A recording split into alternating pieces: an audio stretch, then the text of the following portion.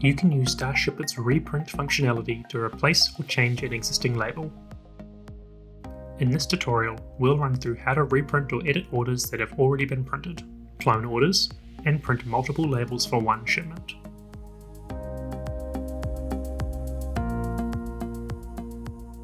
You can start on either the Printed or Shipped tab.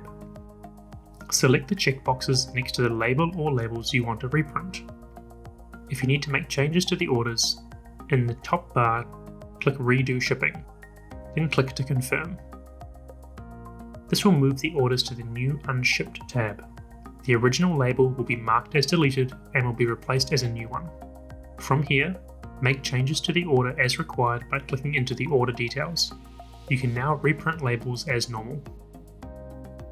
If you don't need to make changes to the order, you can skip a step by clicking Reprint Shipping Label, then click Print to confirm. You can also use the log screen to access already printed labels. Simply navigate to the log screen, search, and re-download as needed. This method will generate a PDF, but will not allow direct printing or any changes to be made. Use the Add Shipment functionality to clone an existing order. This is useful when you want to copy a customer's details to a new order without having to create one in your e-commerce system. From the main menu, select Orders, then select the Printed tab. Select and open the order for the label you want to reprint. Click More Actions, then Clone.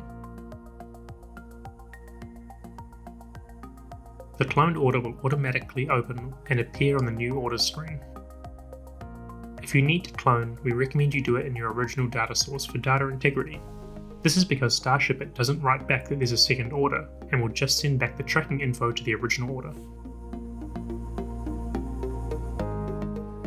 There may be times when you want to send more than one parcel to a customer, for example, splitting an order across multiple boxes.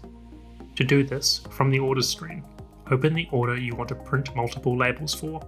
Under Packages, enter the number of labels you want for each box in the quantity column.